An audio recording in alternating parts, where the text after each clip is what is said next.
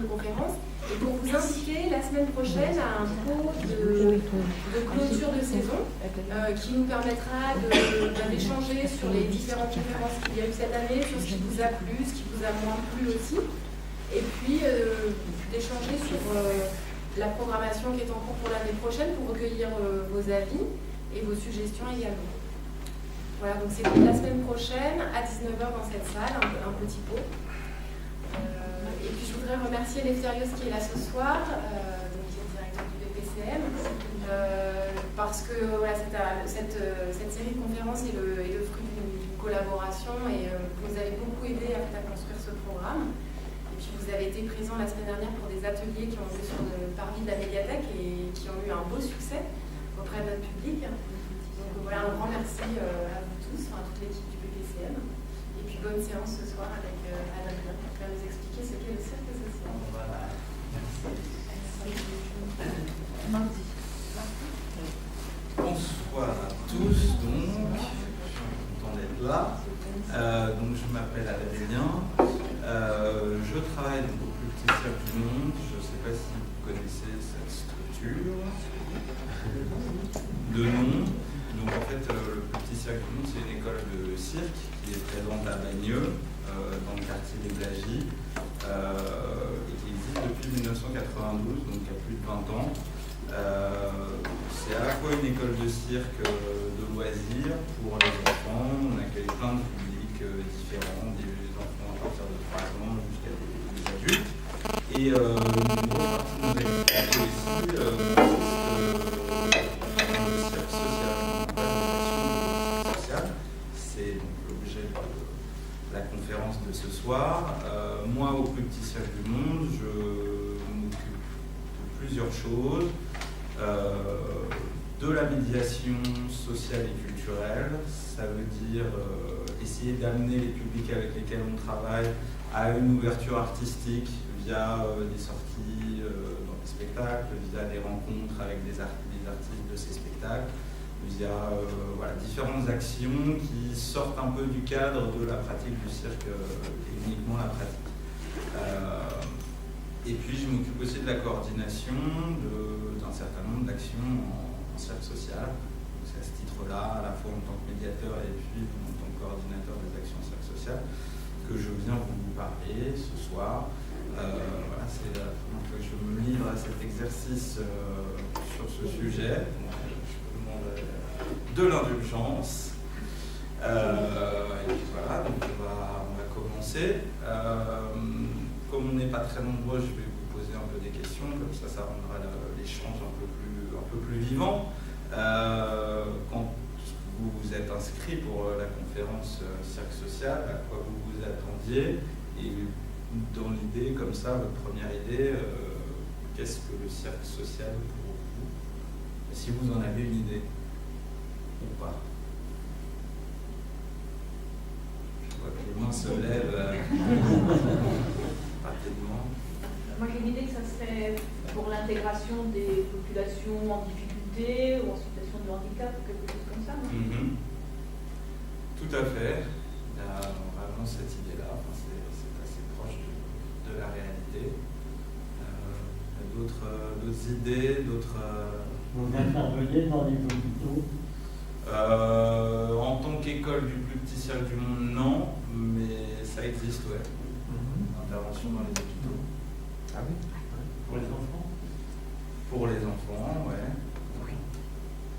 Alors, ce que je vais faire avant de vous donner une réponse plus précise, on va regarder un extrait d'un film qui va vous donner une des illustrations de ce que peut être le cirque social. Et puis, du coup, on en reparle après.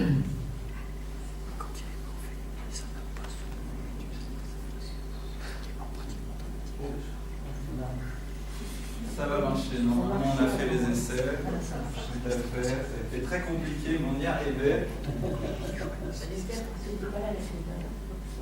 Alors on va pas, c'est un film qui dure 1h30, donc on va peut-être pas regarder le film en entier.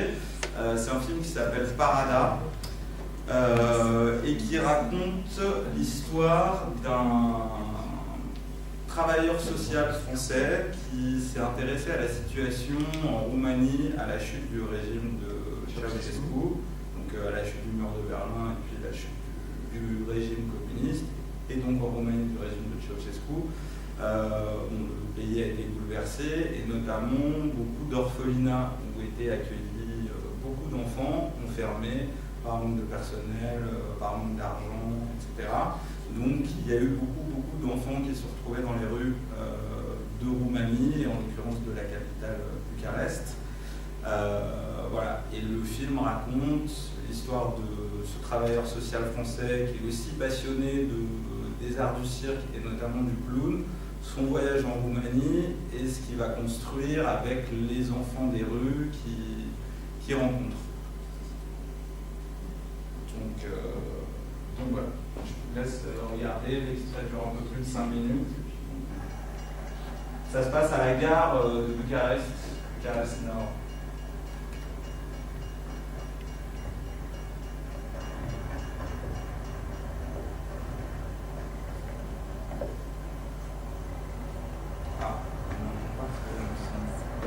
Scusa, pardon.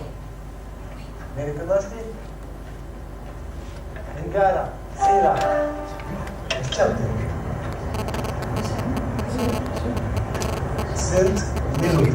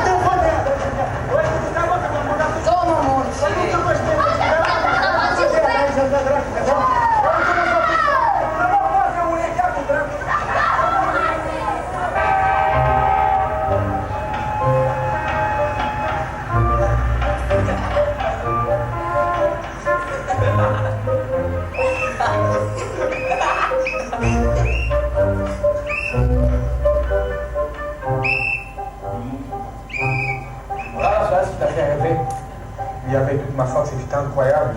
On respirait un air nouveau, les chants, on y croyait vraiment, et là, il y avait Ceausescu. Salut. Et c'est de là qu'ils ont commencé à tirer.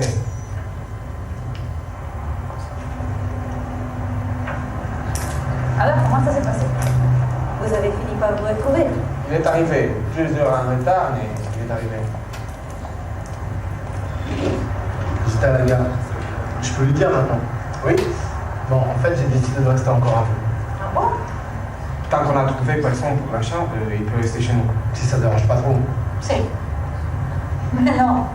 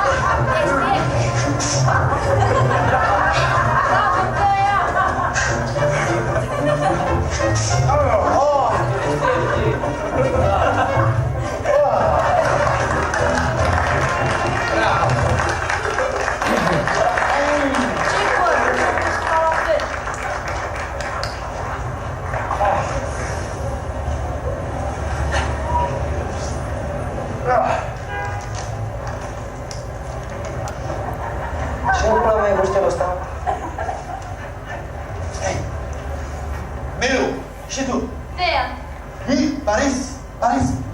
Hop, hop, hop.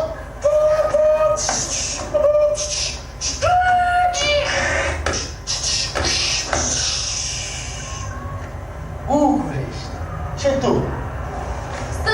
Stâlpul. Unde? Ah, nu. Stâlpul, unde? Și tu? Ce tu? Ce tu? Vite. Unde? Ei, și tu? Și tu? Și tu? Videre, bine. Și tu? Ei. Și tu? Palotești. Mulțumesc!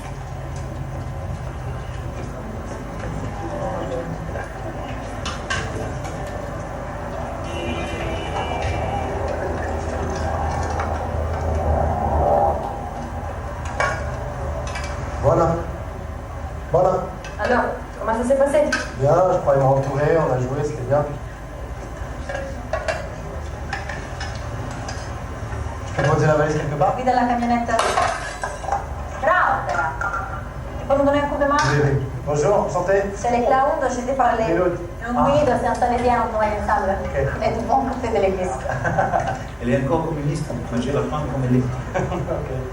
Oh, Oh, Milou, tu mets pas son bidon, s'il te plaît. ok. Awesome, my diamond.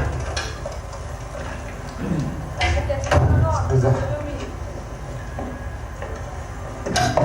Dacă nu-ți convine, pleacă.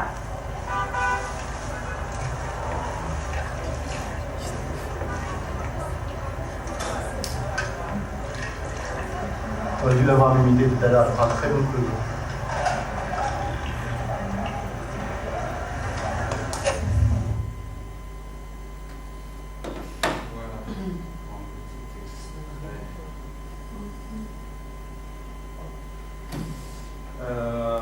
Alors sur ma question, du coup, est-ce que ça vous donne une idée un peu plus précise de ce que ça pourrait être?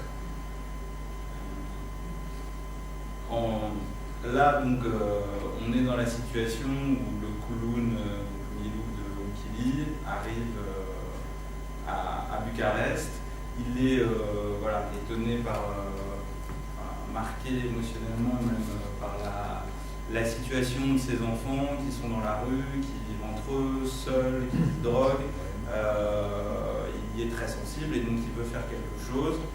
Et donc l'histoire, c'est qu'il va utiliser son art du clown pour rentrer en relation avec eux. On avait une illustration de tout ça. Et essayer de faire quelque chose avec eux, pour eux. Voilà. Et l'idée du cirque social, c'est ça, c'est d'utiliser le cirque comme un outil pour améliorer la vie de personnes qui sont en difficulté. Pour la petite histoire, Milou, dans son aventure, c'est un vrai succès.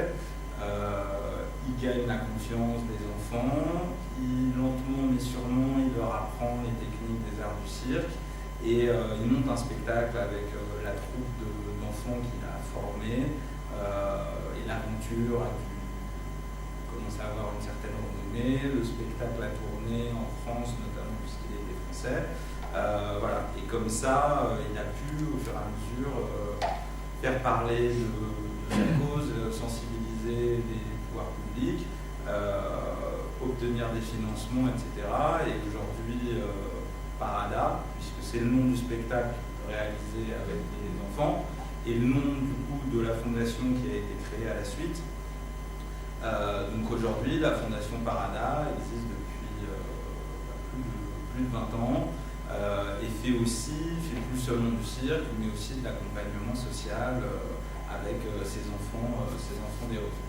Donc voilà, l'idée du cirque social, c'est l'idée assez simple finalement d'utiliser le cirque comme un outil du travail social ou un outil d'inclusion sociale. Donc voilà, je vais vous présenter aujourd'hui un panorama du cercle social, où ça existe, quels sont les outils du cercle social, comment on travaille, avec quel public, etc. si vous avez des questions, des réactions.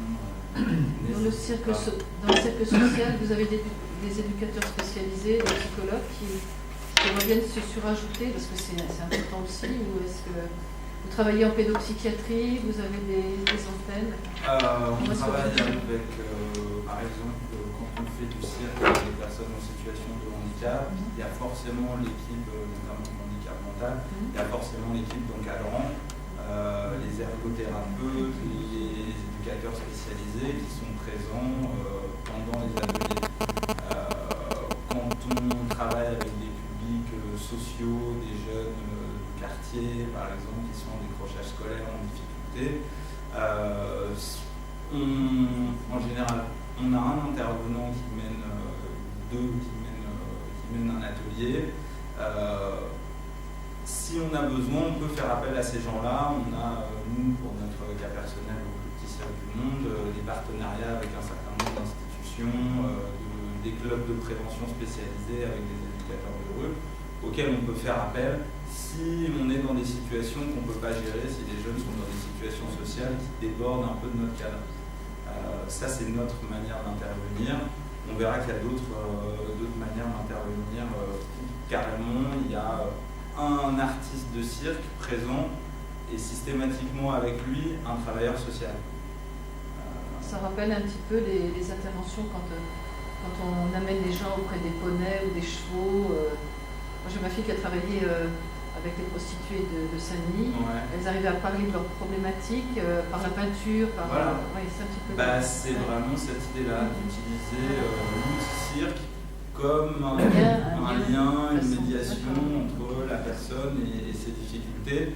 Et là, l'idée, c'est de vous montrer comment on y arrive et avec quels outils, puisque le cirque, c'est justement une discipline suffisamment riche en sous-discipline pour que tout le monde trouve un peu sa place.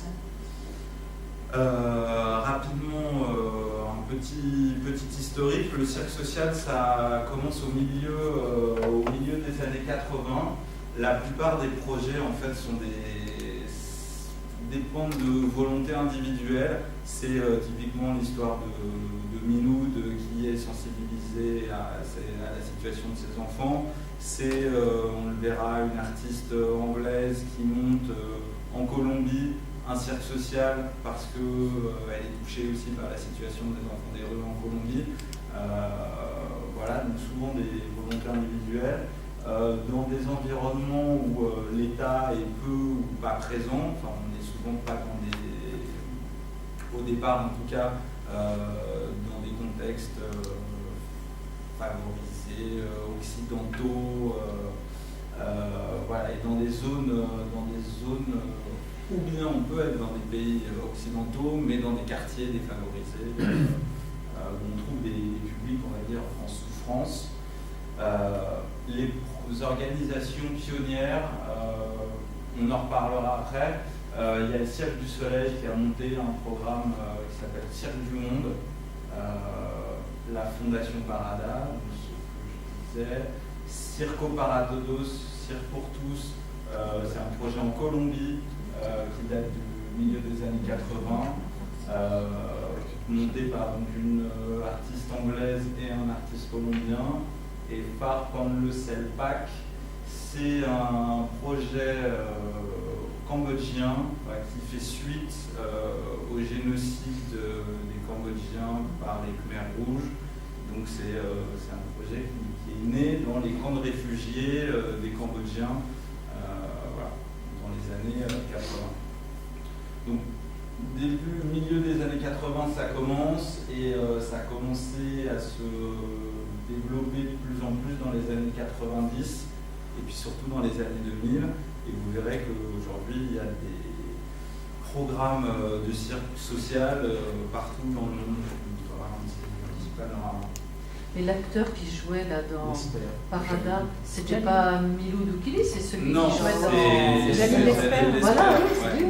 Oui. Là, du coup, c'est une fiction, mais sur la base d'une histoire très vraie. Petite définition du cirque social. Donc, cirque social est une approche d'intervention sociale novatrice qui fait appel aux arts du cirque. Ce qui est important d'entendre quand on parle de cirque social, c'est que l'apprentissage des techniques n'est pas une fin en soi.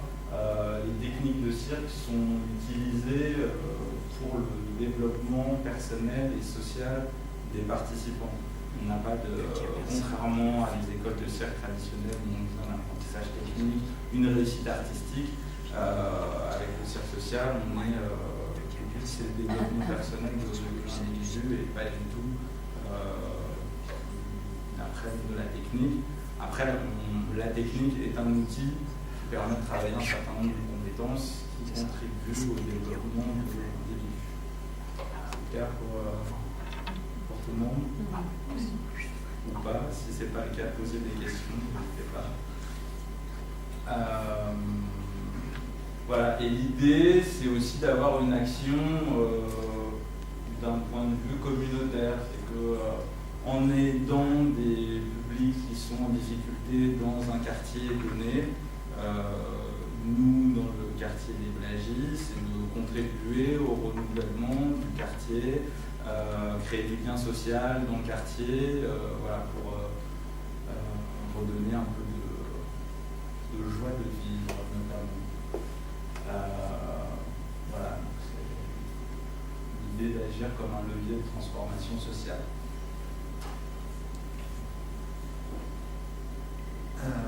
Donc du coup, les publics du cirque social, forcément, on s'adresse à des publics qui sont des publics en difficulté, des publics dont la situation sociale et personnelle est marquée par la précarité et donc souvent issus de milieux désavantagés, défavorisés.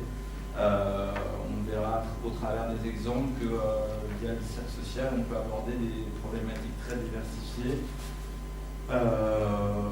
Les enfants des rues, les enfants drogués, les gangs, ça joue beaucoup pas forcément en France, mais ça peut arriver. Il y a beaucoup d'actions de cirque social qui se mènent avec des détenus en prison, on mène par exemple, avec les populations réfugiées, migrantes, les jeunes en situation de précarité, en recherche scolaire, au chômage, et les personnes en situation de handicap physique ou mental. Et encore une fois, on va voir que c'est des projets qui sont mis en place partout dans le monde parce qu'ils s'adaptent très bien aux contextes locaux.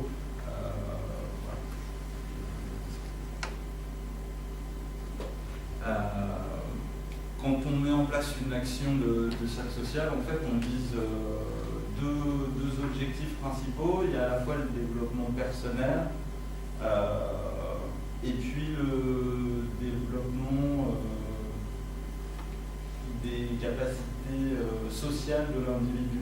Quand on parle de développement personnel, on parle de l'estime de soi, la confiance en soi. Une action cirque sociale, ça permet aussi le développement de la conscience du corps via l'activité physique, la persévérance, la concentration. Quand on apprend par exemple à faire du diabolo, quand on apprend à jongler, on va se concentrer très fort et donc c'est une capacité qu'ensuite on peut retransférer dans des contextes différents. Pour les jeunes qui sont en difficulté scolaire par exemple, ça marche bien. On a la dimension, on essaye aussi comme objectif de développer la sensibilité, l'expression artistique, ou au moins de sensibiliser les participants à ça. Et puis l'intérêt de ces actions et ces objectifs, c'est aussi de travailler sur le groupe. Le cirque, ça marche beaucoup en groupe. Quand on fait des pyramides, par exemple, en acrobatie, il faut collaborer ensemble. Quand on monte un spectacle, il faut collaborer ensemble.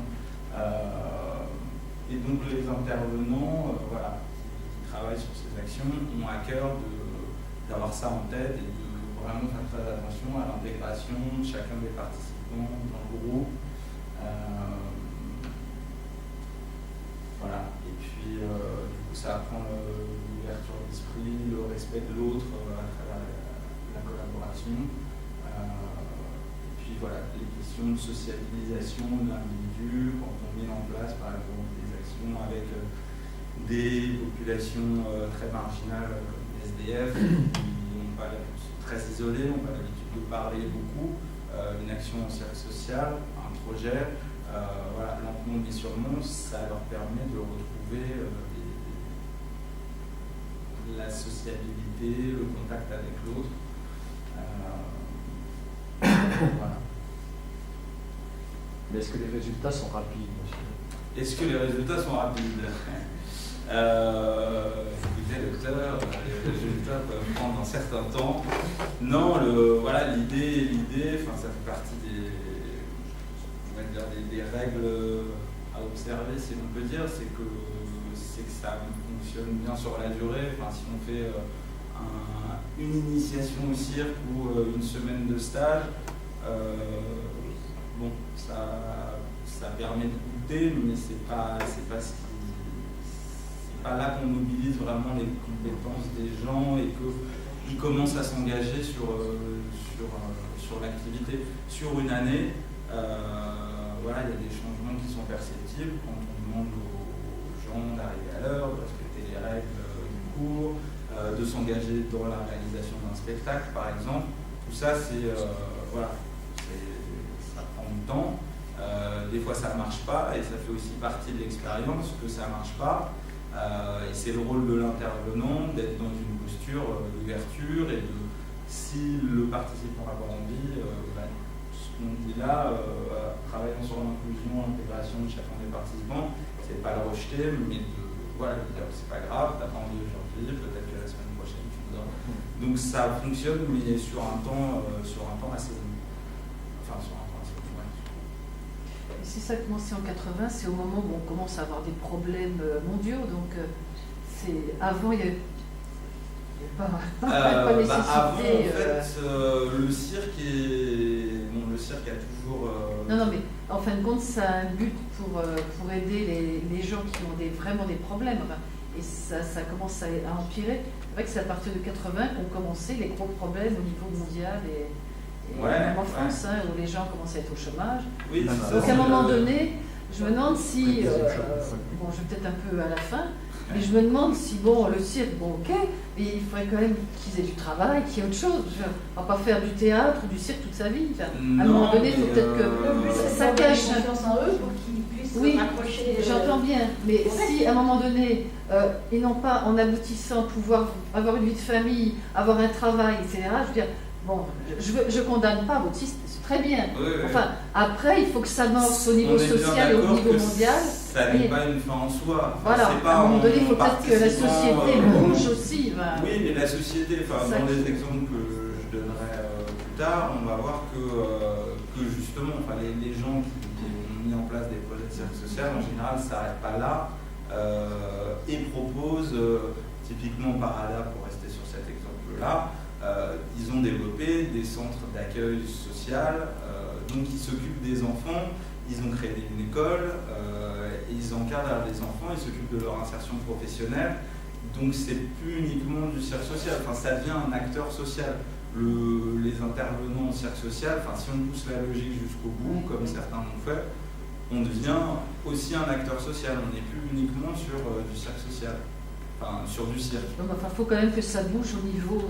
Oui, après, on est bien d'accord que effectivement, c'est arrivé au moment où il y a eu un désengagement de l'État, une crise un peu du travail social, et que c'est une réponse qui est proposée, mais voilà, qui n'est que partielle.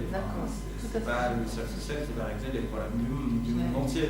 Mais voilà, ça y contribue, et puis vous verrez, il y a aussi l'aspect artistique où pour le coup il y a des gens qui sont devenus des artistes professionnels, qui ont monté leur compagnie, qui tournent, donc il y a plein de débouchés professionnels aussi autour des arts du cirque, les gens qui montent des châteaux, qui font la lumière sur les spectacles, etc. Il y a des choses à faire aussi, et puis il y a une ouverture à donner, ça reste Et ils sont salariés, enfin ils perçoivent une rémunération, ils sont complètement intégrés, ils ont un bulletin de salaire en fin de mois. Enfin, pour ces personnes qui se sont désociabilisées. Souvent le public de départ, c'est dans la plupart des que je donnerais, c'est plutôt des enfants ou des jeunes. On est dans une démarche éducative aussi, d'accompagnement d'enfants ou de jeunes qui sont qui ont des gros problèmes sociaux, pour les aider à devenir des adultes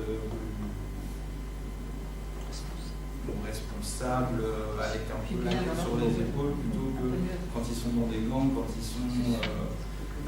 après oui, certains sont salariés, mais c'est vraiment une minorité, sont salariés de l'école par exemple. Quand vous parlez de gangs, monsieur, vous faites allusion à quel gang? Parce qu'il y a des gangs qui sont d'une cruauté. Oui, non mais typiquement en Amérique du Sud, le Circo Paratodos par exemple, c'est à Cali en Colombie.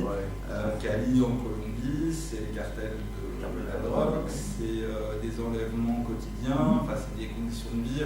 Voilà, donc les enfants, s'ils ne sont pas encadrés, etc., par leur famille, il y en a beaucoup qui finissent par travailler pour les trafiquants de drogue, par s'entretuer. Voilà, c'est ça qu'on entend par les gangs. Ou ça peut être aussi dans les ghettos à Los Angeles, c'est pareil, ou à Montréal, donc voilà, l'idée c'est de travailler avec des jeunes qui ont tendance à mal tourner, on va dire,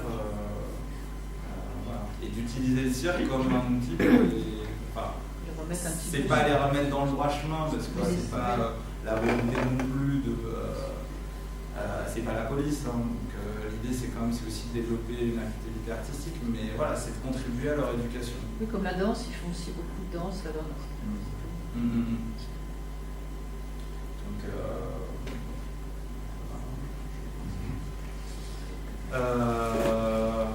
Voilà, donc ça c'est témoignage du travail d'une bénévole de l'association Clowns sans frontières,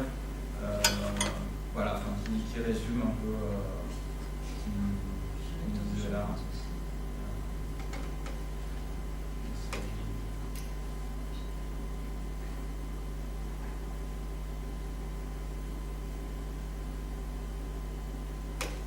Je suis tombé là-dessus, c'est une très jeune fille qui est partie avec Clowns sans frontières en Palestine, dans des camps de réfugiés, et c'est intéressant.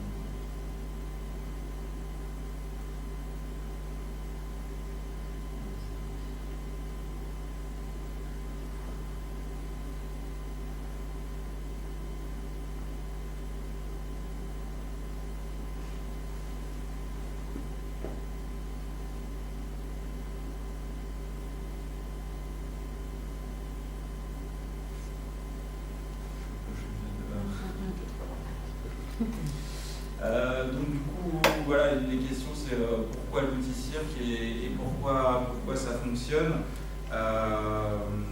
C'est ce qu'on a vu un peu dans l'extrait, c'est que le cirque c'est l'absence de préalables académiques, sociaux ou culturels, c'est un langage presque universel. On peut s'approprier très facilement, on n'a pas besoin d'être lettré, on n'a pas besoin d'avoir fait des études, on n'a pas besoin d'avoir les mêmes références culturelles pour faire du cirque ensemble. Il y a un aspect pratique qui est très simplement la facilité de mise en place. Il faut 3 balles, il faut des choses très, très simples pour commencer un atelier. C'est aussi lié à l'identité du cirque. Si vous avez, je crois, assisté à la conférence de Jean-Michel Guy sur l'histoire du cirque, etc. Il y a toute la tradition de l'itinérance dans le cirque, des troupes médiévales qui allaient de foire en foire avec des bouffons, des troubadours, etc. Et puis il y a une tradition d'itinérance. Donc les troubadours actuels qui vont dans plein de pays monter ces programmes-là. Aussi l'idée d'une ouverture d'esprit, de la nouveauté, voilà, des gens curieux, enthousiastes, ça fait partie de l'identité du cirque. Et puis aussi la marginalité, parce que ça fait aussi partie des caractéristiques de l'identité du cirque, d'être un art qui a été considéré pendant très très très longtemps comme mineur, avec les forains, les freak shows, tout ça, où les gens qui font du cirque sont des marginaux. Et donc avec des jeunes qui eux-mêmes sont marginalisés par la société, il y a un fort pouvoir d'identification. De se dire, ça me ressemble finalement, ces personnes-là.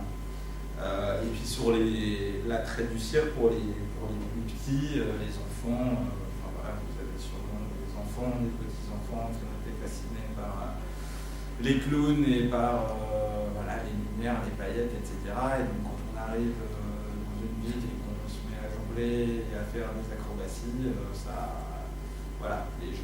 les enfants en tous les cas, ça les stimule. Et puis une autre qui rejoint un peu la question de la marginalité, un autre attrait, c'est la question du risque. Et le risque, la peur, le risque de se mettre en danger. Aussi on voit ça. Et pour des jeunes qui sont avides de sensations fortes, qui sont dans des situations difficiles, se mettre en danger, se mettre à l'épreuve, ça fait aussi partie de l'attrait qu'ils peuvent avoir, et c'est pour ça que ça fonctionne bien. Les méthodes, donc du coup pour répondre un peu à votre question sur la durée, combien de temps ça prend, donc oui effectivement, ça fait partie des choses qui sont nécessaires, la durée dans le temps, il faut que les personnes viennent régulièrement à leur cours, et puis il faut que ça soit mis en place sur un temps long pour que ça fonctionne.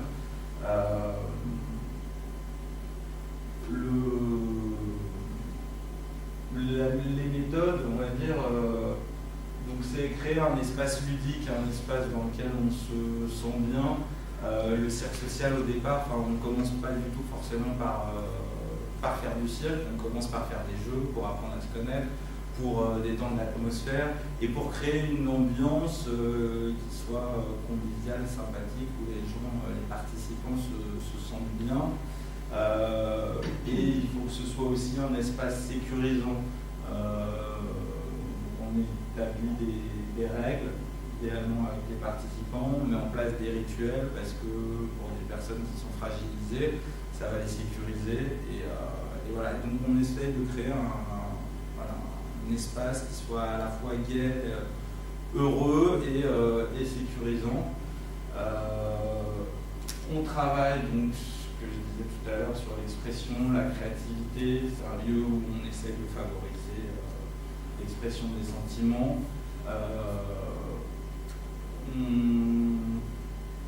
Dans l'expression de la créativité, c'est aussi se confronter à un public de création et puis la proposer à un public. C'est toujours pour des gens qui sont